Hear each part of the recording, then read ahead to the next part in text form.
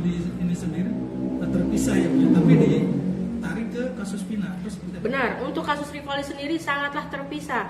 Itu anak sudah ditahan di Polsek Utara Barat dari tanggal 30, ya kan? Terus udah gitu, pada saat tanggal 31 Agustus 2016 ketujuh anak yang ada tinggal di SMP 11 ini ditangkap oleh Pak Rudiana, ya. Terus mungkin kekurangannya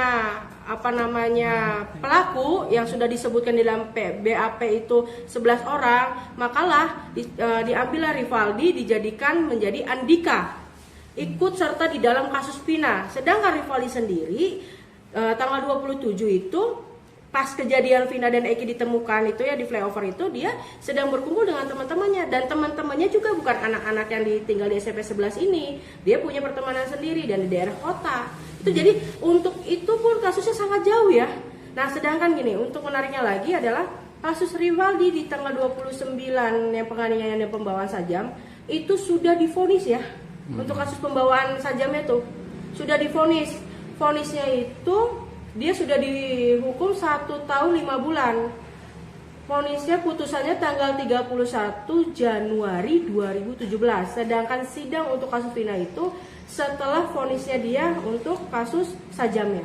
Kenapa kok Vonis untuk pembawaan sajam dan penganiayaan. Kenapa kok bisa dimasukkan ke dalam Vina? Itu ya kita menariknya di sini. Kenapa bisa dibawa ke kasus Vina? Mungkin di dalam kasusnya Vina ini kan adanya penusukan, adanya pembawaan sajam dan adanya pembawaan samurai dan segala macam. Sedangkan untuk ketujuh anak yang ditangkap di depan SMP 11 ini tidak ada satupun anak yang sedang membawa sajam. Mungkin kekurangannya alat bukti untuk di bahan kasus di Vina dan Eki ini. Makanya lah si Rivaldi ini disangkut pautkan lah ke dalam kasus pembunuhan Eki dan Vina, padahal disangkut pautkan juga sajam yang dibawa pun pisau kecil, bukannya samurai yang ada di dalam BAP. Jadi sangat kacau sekali penegakan pada 2016 itu seperti apa? Kalau dibilang sangat kacau, sangat kacau. Kenapa? Karena pada saat proses pengadilan gitu kan, dari kami pikir jaksa akan lebih teliti dan telah dalam pada saat kita melihatkan alat bukti dan segala macam.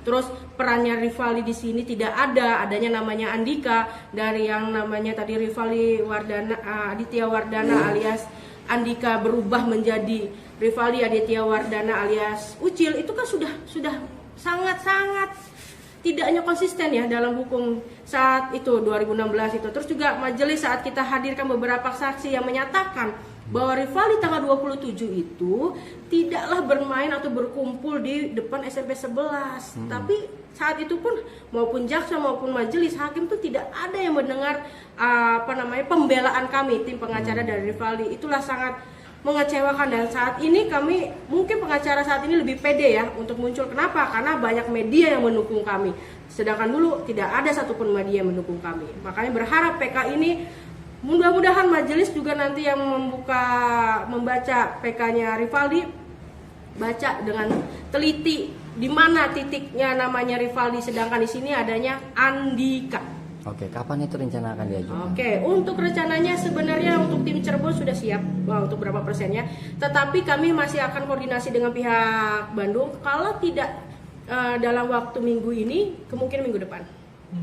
Intinya kami akan secepatnya mengajukan. Kenapa? Karena proses HK ini kan sudah selesai ya. Kami tidak ingin berita ini mandek di minggu ini. Tidak, bukan apa-apa. Kalau semuanya berhenti di sini nanti nggak akan ada lagi konsumsi. Ini anak-anak ini harus perlu dukungan semua masyarakat Indonesia untuk mendukung. Ini termasuk media yang harus terus mendukung kami, terus follow up berita ini biar masyarakat tahu di mana kesalahannya. Termasuk mudah-mudahan pun Pak Rudiana juga mau ya jadi saksi kami, mau datang ke pengadilan, karena kan statementnya Bapak menyatakan bahwa Bapak tidaklah menangkap Rivaldi.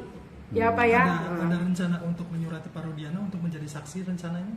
Nanti kita bahas oleh tim. Kalau itu mungkin sangat menarik ya, karena statementnya itu juga kami berulang-ulang sering baca di dalam beberapa BAP, dia mengakui bahwa dia tidak pernah menangkap Rivaldi. Itu mungkin mudah-mudahan dengan secara sukarela Pak Rudiana mau nanti menjadi saksi dari Rivaldi. Seberapa penting kesaksian dia, Bu? Sangat penting sebenarnya. Untuk semuanya tuh sangat penting kesaksiannya Rudiana.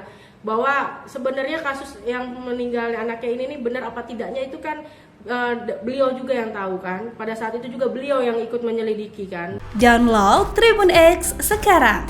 Menghadirkan lokal menjadi Indonesia.